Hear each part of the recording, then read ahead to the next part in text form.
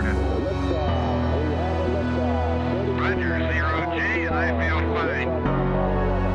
Godspeed, John Glenn. Houston, Tranquility Base here. The Eagle has landed. Roger, Tranquility. We copy you on the ground. New possibilities are opening up for scientific cooperation between countries. 2, 1, 0. Liftoff. Americans return to space as Discovery clears the tower. Discovery, go and throttle up. Discovery, Roger. Go for deploy. Thanks to you and to everybody in the shuttle program. The crew is go for launch. Roger. Nice to be in orbit. We have followed in their footsteps to get us where we are today.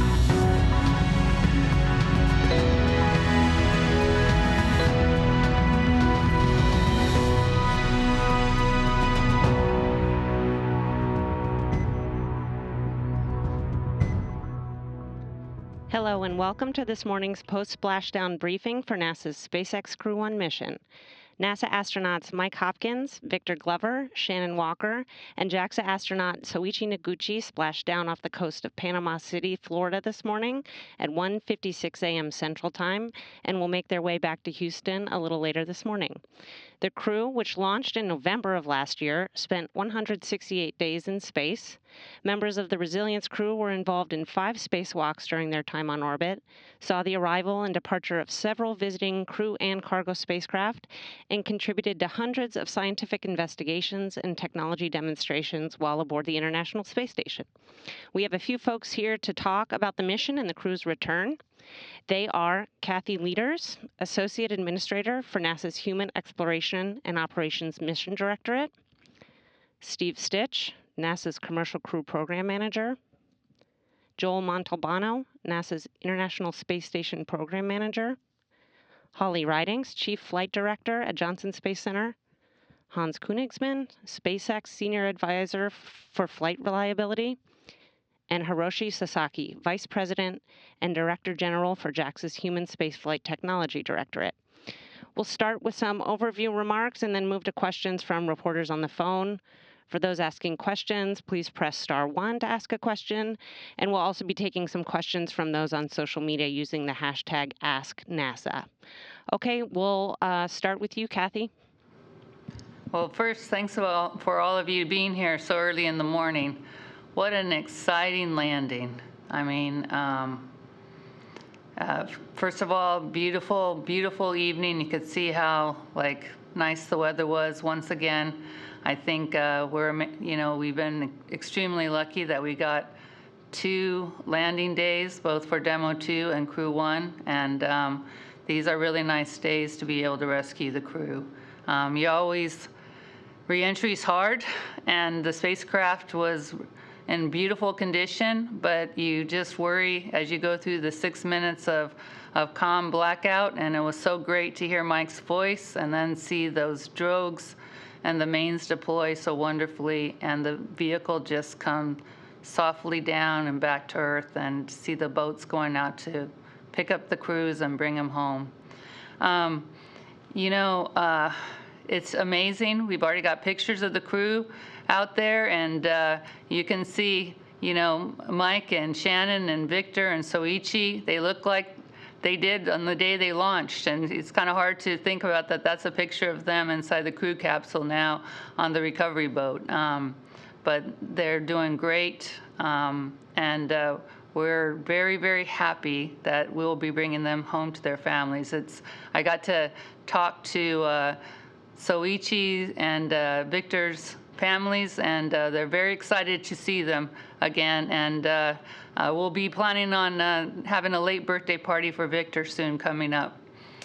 This is our first full-up crew rotation mission, and we, on the NASA side, and I know on the SpaceX side, we've learned a lot.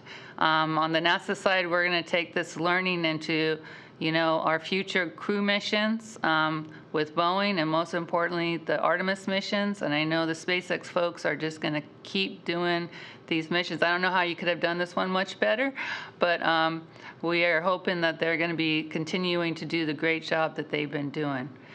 I personally want to thank the SpaceX team, the NASA teams, And we've had several other federal agencies that have jumped in and helped us along the way. And I really want to thank everybody for all the hard work that they've done and doing such an amazing job for our nation. Thank you. Okay, next we'll hear from Steve Stich.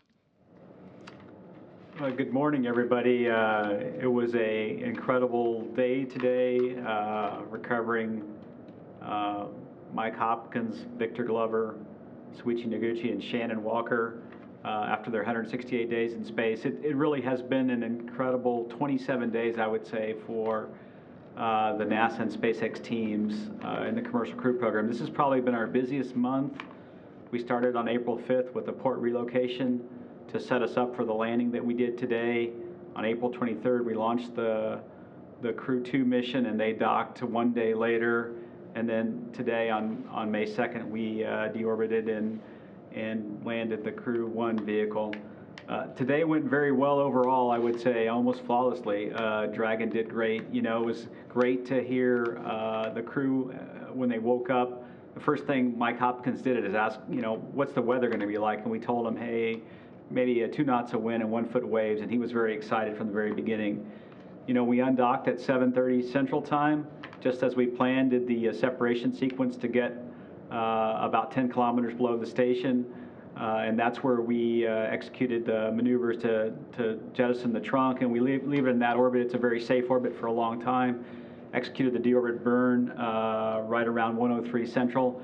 It's a long burn. You know, it took about 16 or 17 minutes to execute that burn to start the entry sequence, and then of course we landed right around 1:56 a.m.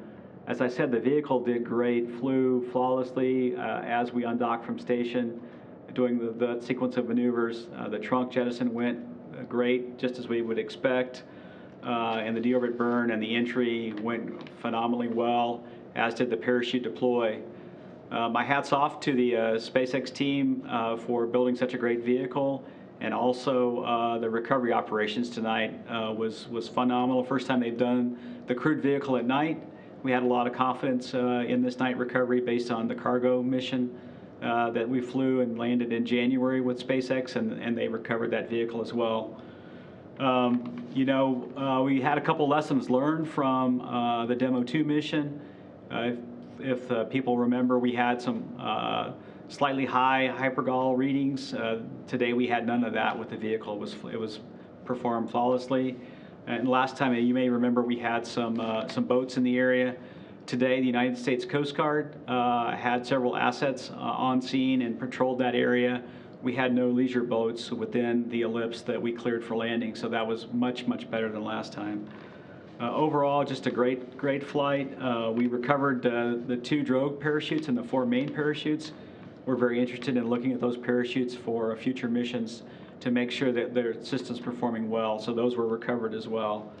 So my hat's off to the entire NASA and SpaceX team, not only for tonight's operation, but for all the work they did to get this mission ready to go and to bring it back.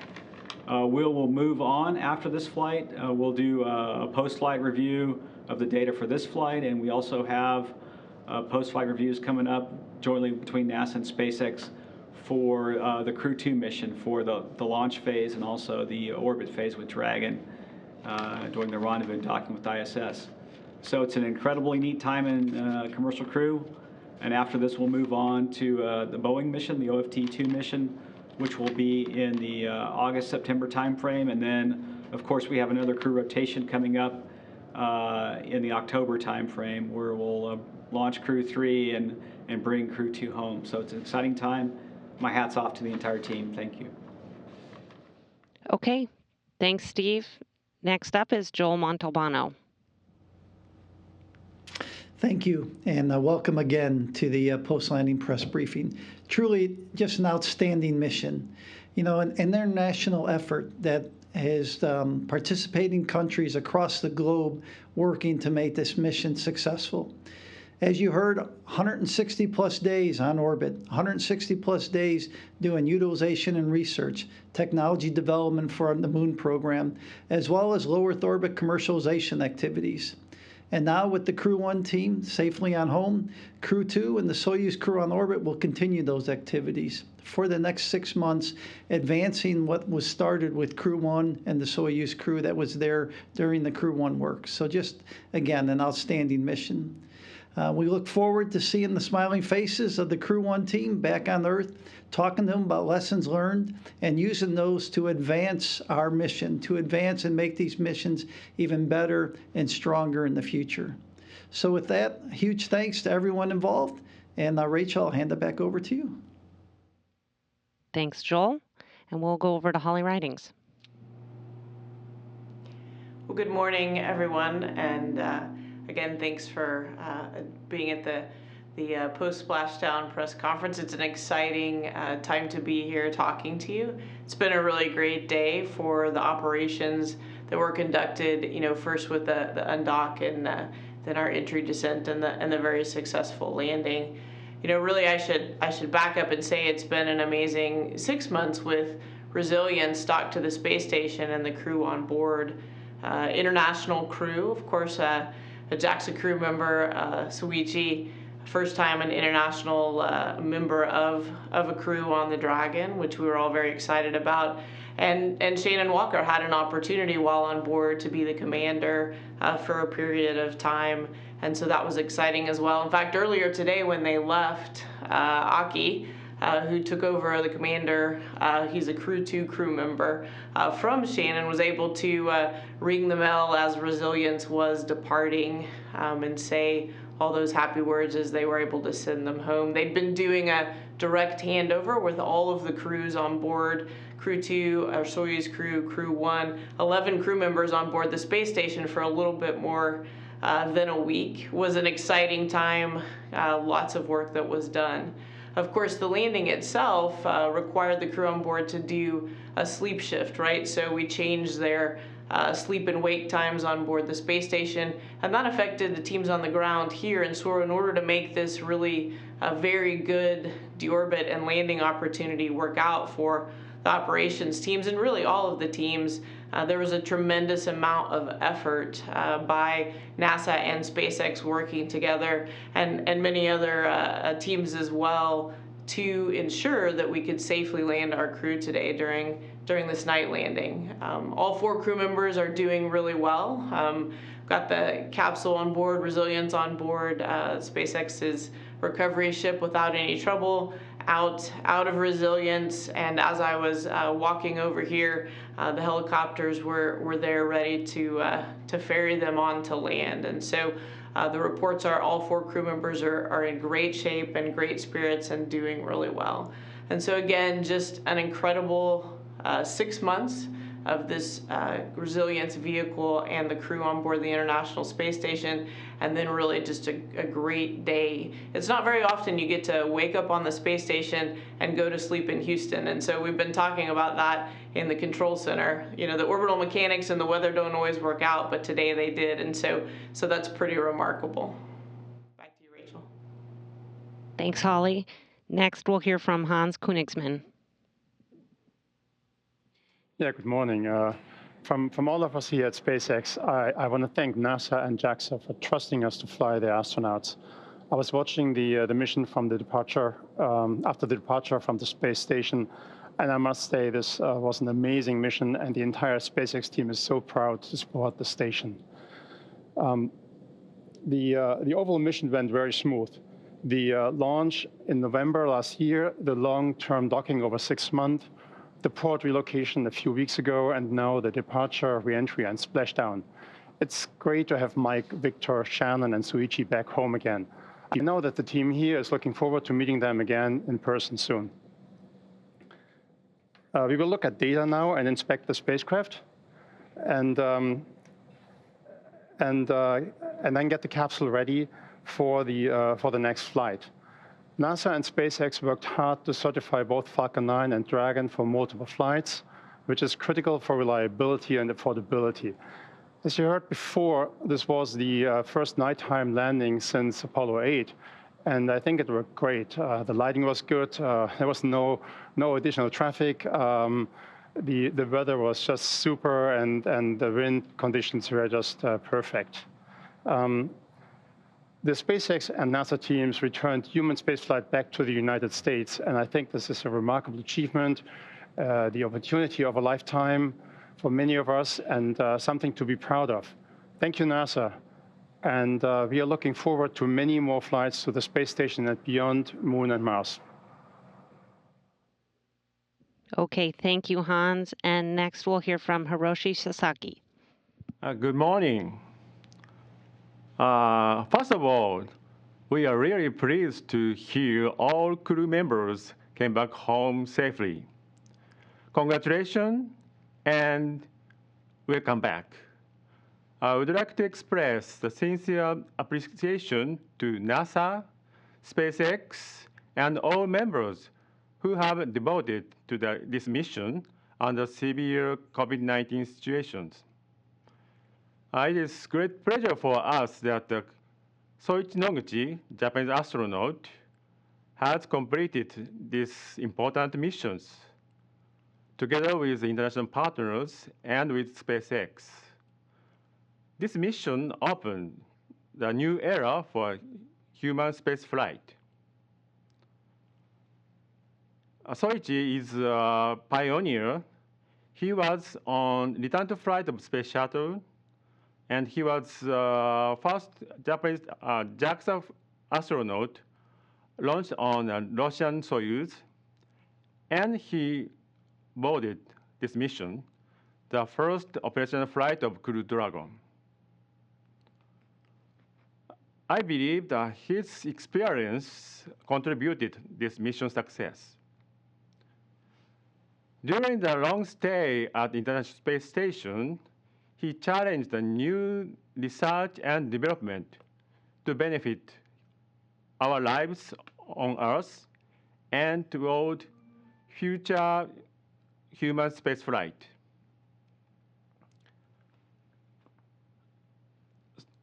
And Aki Hoshide will take over his job.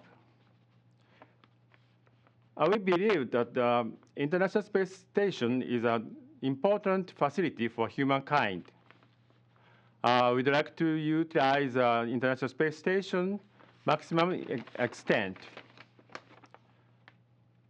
And I think this mission proved the Crew Dragon provide a more robustness and more capability to the International Space Station, and also proved that the international and commercial partnership accomplished this goal.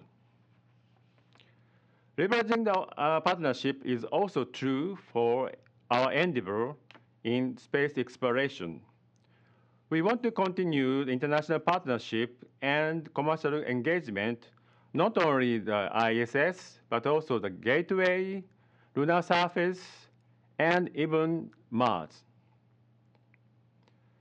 We must go together towards these challenges. And of course, JAXA will be joining this endeavor. Once again, congratulations on the return. Thank you. All right, thanks for everyone's remarks. We'll start taking some questions from media dialed in. As a reminder, you can press *1 to get in the queue to ask your question, and we'll also take questions via the hashtag AskNASA on social media. So with that, we'll start with Marcia Dunn of the Associated Press. Hi, good morning. Another SpaceX crew mission is in the books just in time for the 60th anniversary of Alan Shepard's Mercury flight. And the next crew flight coming up for SpaceX is privately purchased. And I'm hoping Kathy and Hans, if you could both comment on SpaceX leading the way, not just for NASA and commercial crew, but also for space tourism coming up. Thank you. Well, I'll just make a short remark and then I'll let Hans jump in. But I do think that this was really our goal when we set up commercial crew. And honestly, we're very excited to see it kind of taking off. One of the reasons why we did the contract the way we did was so that the commercial companies had the opportunity to be able to, sell the capabilities that they develop to give us services to other folks, and so that the capabilities that we work so hard together on are then there and available for, U.S. citizens or international citizens out there to be able to experience and be a space person too, and so our goal is one day that everyone's a space person, and so this is just an exciting first step for that, and we're very excited to see it starting to take off. Go ahead, Hans. Yeah. Thank you for that question. And this obviously is a big step going forward. We showed in the last missions that we can safely transport astronauts up and down with Dragon. We had a chance to learn important lessons and to improve reliability and make the operations very smooth. And today was a testament to the whole Dragon design team and operations team, and also the recovery team, and the execution was just perfect in my eyes. So I think going forward we're ready for this important step. We're ready for the private astronaut mission. I think the first mission in particular is a very special mission. They trained accordingly, and they. The overall mission is very important. Has the combination with the St. Jude's donation. So I think all of these things come together into an upcoming great private astronaut mission. I'm very much looking forward to that. The next question comes from Eric Berger with Ars Technica. Congratulations all around. You made what's hard look quite easy this morning. Question for Kathy. NASA's been focused on transportation for a long time, getting cargo and crew to LEO and the moon. But now, you've kind of got transportation to LEO in hand, and with SLS, Orion, and Starship, you're starting to work on the moon. It seems like to me you can think more about operations. So what's it like, planning not just for the station, but the moon with SLS and Starship? You could potentially send hundreds of tons of cargo to the moon a year. So I'm wondering, Kathy, as you look beyond transportation to operations, is that exciting to you? I mean, what do you think about that? The fact that it's not so much transportation anymore you have to worry about, but actually capabilities, operations. Thanks. Yeah, I'd say we're still at the beginning steps of, continuing to make this look easy, but Joel and Steve have been doing a great job of that, along with SpaceX, right? But this is only our first, full-up operational mission, so we need to keep having the missions look like this. But you're right, Eric. It's very exciting that we're starting to lay in the foundations for these key capabilities, and hopefully with Artemis 1 mission and the uncrewed demonstration mission getting behind us, and then the crewed demonstration mission occurring soon after that, we are laying in the key foundational aspects with Gateway and beginning to lay in the demonstration for the human landing system to really lay the foundation for us going back to the moon and sustainably operating on the moon. And this isn't a dream anymore. We've got very, very concrete steps to go do that. And, Sasaki-san talked about that this is an international endeavor, and we have very solid plans and agreements and contracts out there to go make this happen. So I'll tell you, Eric, it's a great time to be the HEO AA. A lot of exciting things going on in HEO, and obviously, the landing today was one of them. Our next question comes from Chris Davenport with the Washington Post.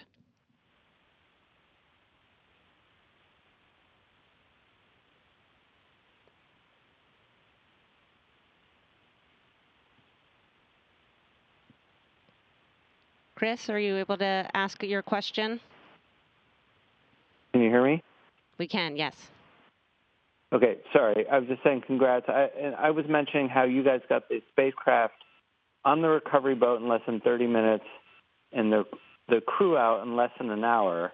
And I was hoping someone, maybe Steve or Hans, can talk about the training that went into that and what your goals were going into the mission in terms of speeding up that timeline, and then also what the benefits are of getting the crew out so quickly. Thanks. Yeah, I can start, and then we'll let Hans follow. Obviously, you know, I think one of the things today, first of all, congratulations to the SpaceX recovery team. They did a phenomenal job getting the crew out of the water very quickly and capsule on the ship. You know, I think one of the things that has enabled that is they have done many practices of this operation. In fact, just after the launch, last couple Fridays ago, they actually went out and did a practice, and they were really ready to go. And then today, you know, the weather, one of the considerations when we evaluated this night landing was the weather and the sea states and the fact that it would be very benign conditions for recovery and for the crew. And I think that also helped the team. And I know the SpaceX goal is to get the vehicle out of the water as fast as they can and get the crew out, and then start. One of the things that we do once we get the crew back on the ship is a medical evaluation, and we start doing actually research as part of the space station program to see how the crew adapts to the Earth gravity, and that's important to us as well. And I'll turn it over to you, Hans, and see what you have to add. Yeah, Steve, like you said, it's basically practice, and you know, congratulations to the recovery team. This was an awesome operation.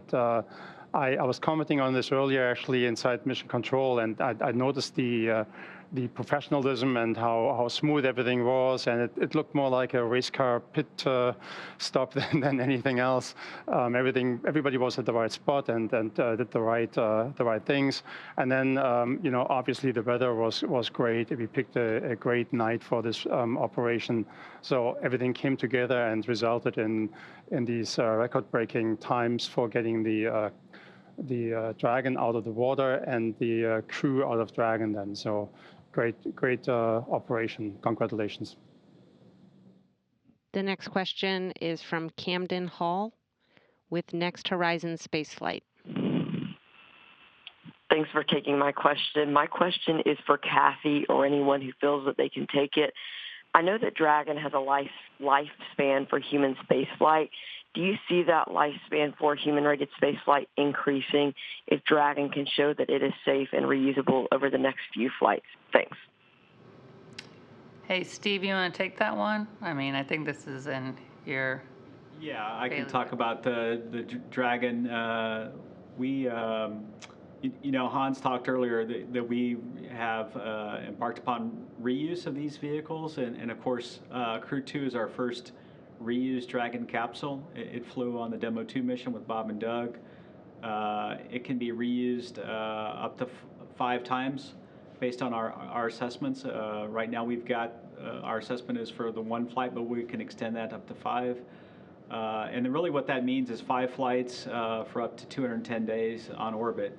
And so we'll look at that. We'll continue to look at the vehicles when they come back. One of the neat things that we'll do once we get resilience back to the Dragonland area is we'll go through, Hans and the SpaceX team will go through and start the refurbishment. And kudos to SpaceX for allowing NASA to have a presence at Dragonland. We have an office there, and so we'll go hand in hand with them as they go refurbish the spacecraft. And what we do is, as we take the components off and look at reuse, is we learn from that. And so I think there's a potential over time to really potentially extend that life, and so we just do it kind of methodically, step by step.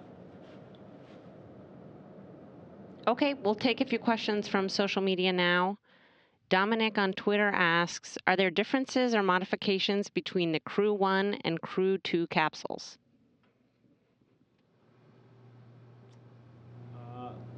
I can take that. There are a few modifications between Crew1 and Crew2 capsules. Mostly it's the same vehicle. There's some upgrades to the propulsion systems on Crew2. For example, some of those upgrades actually allowed us to utilize a little more propellant and fly in a little bit higher wind on ascent. And so before we've had an onshore wind component that we've had to manage around, so one of the modifications improved that. Some of the software on the Crew 2 vehicle has been upgraded to improve abort capability and escapes downrange for ascent weather. There's a battery upgrade on that Crew 2 vehicle with a little bit improved lifetime on the battery and improved energy storage. And then, of course, we have a fly-around capability on the Crew 2 vehicle. So at the end of the mission today, we undocked from the Zenith port and did 3 maneuvers to go up and around station and below. That vehicle has the capability to go 360 degrees around the space station and then get good photography of all parts of the space station. So those are just some of the upgrades to the vehicle. Another Twitter question here, maybe for Holly or Steve. Brandon on Twitter asks if the crew will get to sleep at home or have to sleep at a NASA facility tonight. Yeah, so I can certainly answer that. They'll actually sleep at our astronaut quarantine facility here at the Johnson Space Center. It's really important when they've been up on the space station for 6 months and not exposed to the same things down here on Earth, that they stay in quarantine a little bit longer, while they're monitored by our flight docs after their return. And so they go straight into an exercise protocol that helps them recover quickly, and they'll be out and about not too long, but they do stay at a quarantine facility for a little bit after their return. Okay, thanks. And one more also from Twitter. Will Dragon Resilience be Crew 3's ride to and from the space station? I could take that question. Resilience will not fly on the Crew 3 mission. SpaceX is in the process of building a new Dragon for Crew 3, and it's well underway. Propulsion system is very far along. There's 2 parts of the vehicle that have been already mated together, and then the trunk that has the solar arrays and the radiator panels is being built up. So it'll be a new vehicle for the Crew 3 flight in October. Okay, thanks. All right, we'll go ahead and wrap up here and let our participants get some much-deserved rest. Thanks to everyone for joining today. Stay tuned to nasa.gov for more information about the first opportunity to talk to the Crew 1 crew later this week. Thank you.